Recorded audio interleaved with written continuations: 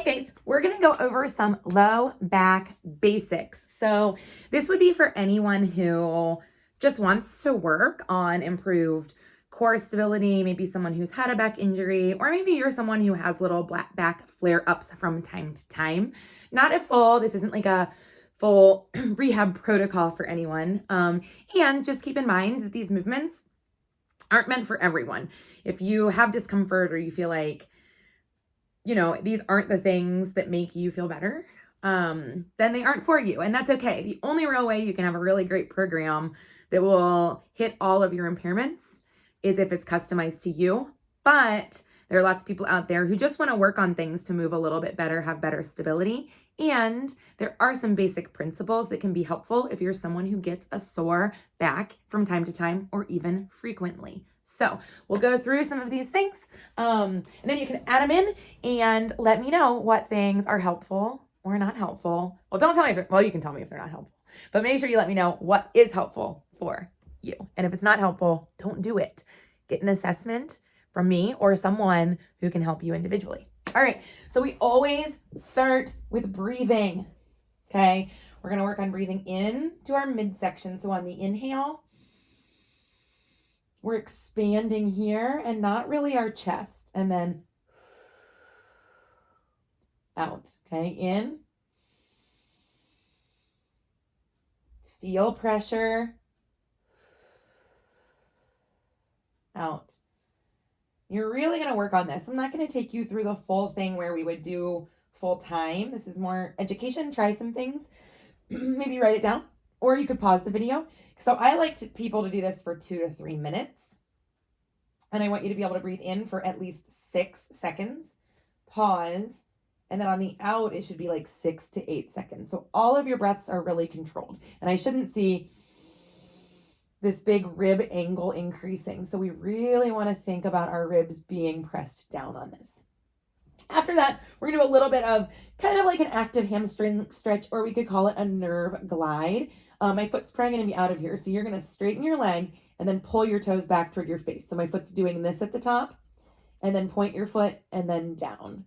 So it's straighten, flex, point, down. And you're only going as far as you can. So, if I'm really tight, I might go here, flex, point, down. I am not that tight. So I can extend pretty much all the way up. But then when I pull my toe back toward me, that's a really big pull down the back of my leg. So we're going to go through these. Make sure we're still keeping our ribs down.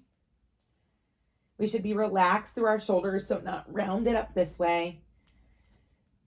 And we're just working on stretching that hamstring, but we're also getting that nerve. So you've heard like the sciatic nerve, some of that, and some of the nerves that come down the back of our leg that are often affected by some tightness. We're just getting them to glide like through the muscles and through their sheaths. So they're moving a little bit better. So we would make sure we do that on both legs. I recommend, if you want, you could time for a minute, or you could do 20 to 30 on each leg. My right leg is always tighter than my left leg. My right side is also the side that pretty much everything goes wrong on. So that's the side when my back hurts. My back hurts on the right. That's the side I had my elbow surgery, my shoulder surgery, my ankle surgery, my hip surgery. So maybe when I was a lot younger, I should have worked on figuring out some of my asymmetries that led to so many right-sided problems. So there are both nerve glides or hamstring stretching. From there, we are going to work on some pelvic tilts. So you're going to work on rolling forward and then rolling back. Okay, so you can think like you have make a little triangle on your pelvis. So there's a glass of water sitting right here. Okay, so the heel of my hands are kind of up on my hip bones here. So it's called your ASIS. And your fingers lay down on your pubic bone. And then you're going to rock forward so that back leaves the ground and the water would spill between your legs. And then you should be able to rock backward so the water would spill on you. And really just understand how you can move your low back by really moving your pelvis. So yes, my ribs move some, but I'm not moving my shoulders to create this back motion. My shoulders are pretty much staying still I'm just moving my pelvis.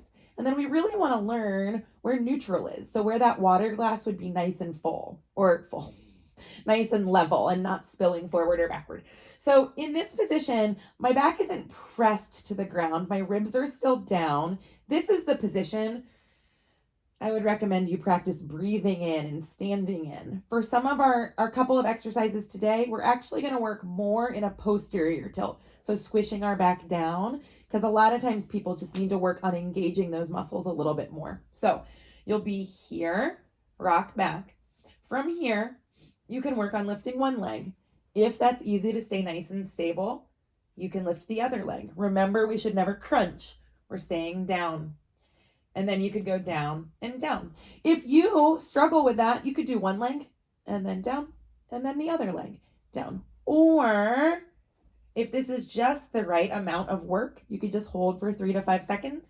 But if that's easy, then we can work on tapping one and then tapping the other. So we're just working on keeping our core stable, not letting our back leave the floor as we're moving our legs. So I would say 10 to 20 on each side of those, not holding your breath. Keep breathing. So from there, we're going to do some bridging, which is a pretty common exercise for people to do, but lots of people do it incorrectly. So we're going to keep thinking about our ribs being down. We're going to tighten, kind of pinch our ribs and hips close together. We're going to press through the floor, and we're only going to go up as high as we can without arching our back and raising our rib cage. Because in this position, I'm using my back too much, okay? So we're working on being tight, pressing, thinking about keeping our rib cage down, squeezing our hamstrings and our glutes, and then coming back down. Tightening, lifting, and then back down. Okay, so this is a great one to activate here. And if we feel it in our low back, then don't go so high. We really only want to activate in the position where we feel our hamstrings and our glutes working and not using our low back. From there, we can flip over and we're going to do some press ups. So this is one that, if this hurts you, don't press through it too much. Different people have preferences, whether it's better for them to flex and go forward or extend and go backward. I would say the majority of people I work with have more problems with extension. So not that this is bad to do, but this is definitely one that you're not going to force a position. So it's just pressing, giving a little pause when you feel that tension, trying to keep your hips flat. So, we don't want to be here in this position. If I can only go up this far, and we're also thinking actively about extending through our thoracic, right? So I shouldn't be like rounding my upper back and just pinching my lower back. I should be working on really extending through my entire back and then coming back down and doing about 10 of those. But like I said, we're not going to press into that if there is too much discomfort. Okay. So those, I would say, are my initial back basics. So that's a great little starter pack for a warm up to get your core working, engage your glutes and your hamstrings. It's a great little cool down if you did some stuff. And I would say the breathing, you get better at breathing if you just do it more and more. So you don't get better at breathing by practicing it for like 1 minute occasionally.